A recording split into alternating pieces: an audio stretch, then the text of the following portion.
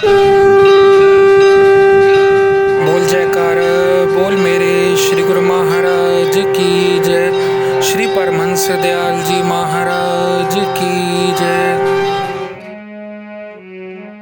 एक रोज श्री परमहंस दयाल जी ने इरशाद किया कि आजकल के गुरुजन का भी अजीब हाल है।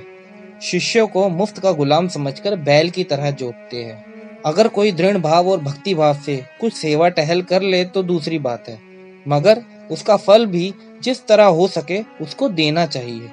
जिस किसी महात्मा बुजुर्ग ने किसी से सख्त मेहनत मशक्कत ली या उसकी आजमाइश की, वह सिर्फ उद्देश्य से की गई, मगर फिर साथ ही उसका दामन इच्छित मुक्तामणियों से भर दिया। लेकिन अब देने के नाम तो खुद ही गुरु घंटाल है, दूसरों की क्या मुराद पूरी करे। अलबत्ता इस फकीरी भेष में नौकर वगैरह रखने की तौफीक तो होती नहीं। ये मुफ्त के नौकर खूब मिल जाते हैं, मगर यह सख्त ऐब की बात है। अगर उनकी मुराद पूरी करने का हौसला है तो पूरी कर दो, वरना साफ जवाब देकर विदा करो।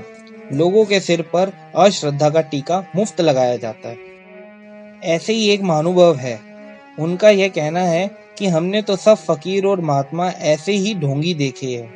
ये बिल्कुल भजा और दुरुस्त है, क्योंकि उनको बरसों माथा रगड़ते हो जाता है, आखिर को ढूंढ पाने की भी कोई हद है, थक थका कर बैठे रहते हैं।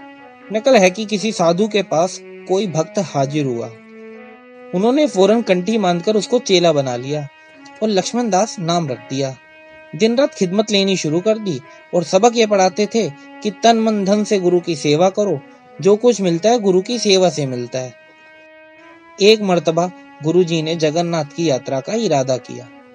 ठाकुर पूजा का सामान और बिस्तर गुस्तर करीबन मन भर बोझा लक्ष्मण दास के सिर पर लाद ले चले। पहली मंजिल में जिस साधु के साथ ठहरने का इत्तेफाक हुआ, उसने भी यात्रा का शौक जाहिर किया, मगर साथ ही कह दिया कि आजकल कोई चेला हमारे पास नहीं है, ठाकुर सेवा वगैरह का सामान उठाने में तकलीफ होगी, इस वजह से हम नहीं चल सकते। गुरुजी ने फौरन कह दिया कि महाराज आप चलिए, हमारा लक्ष्मण बड़ा तगड़ा आदमी है, ये सब ले चलेगा। दूसरे रोज करीब 1.5 मन सामान चेला जी के सिर पर धरा गया।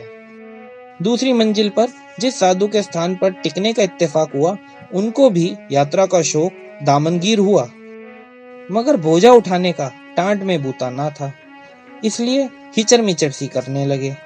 ये देखकर गुरुजी बोले कि अगर कुछ थोड़ा सामान होगा तो हमारा लक्ष्मणा ही धर लेगा और कुछ हम आपस में बांट लेंगे, इस तरह से सब इंतजाम हो जाएगा। गरज वह भी तीसरे दिन कमर कस के तैयार हो गए। अब सामान खुद तो किससे उठना था। धोन भर सामान उनका भी लक्ष्मण की गर्दन पर लादा गया। मुश्किल तमाम मंजिल पर पहुंचा, तमाम बदन दर्द करने लगा। तीसरी मंजिल पर जिन महात्मा के यहाँ ठहरने का इत्तेफाक हुआ, उनको भी यात्रा की हुड़क उठी। संग भी अच्छा नजर आया, मगर वही सामान उठाने का झगड़ा वहां भी मौजूद था। गुरुजी ने उनका इरादा देखकर कहा कि साधु जी, हमारे चेले के पास तो 3 आदमियों का सामान पहले ही है, और की गुंजाइश नजर नहीं आती। कोई ठाकुर जी का सिंहासन भले ही धर ले, मगर खैर हम 4 मूर्ति है, सब थोड़ा थोड़ा धर लेंगे। बस वहां क्या देर थी, उन्होंने भी खुर्जी भर ली। रात को तो सिंहासन ही लक्ष्मण के हिस्से आया था। सुबह दम जब रवाना होने लगे तो सारा सामान उस पर ही लादना चाहा। वह दूसरे दिन की कष्ट यात्रा से ऐसे ही कूड़ा हुआ था कि उनका इरादा देखकर ज्यादा बर्दाश्त न कर सका। सब सामान जमीन पर पटक दिया, कंठी खोलकर गुरुजी के सुपुर्द की और कहा कि महाराज, ये कंठी आप किसी ऊंट की गर्दन में बांधना, लक्ष्मण का बूता इसको बांधने का नहीं है। बोलो जयकारा बोल मेरे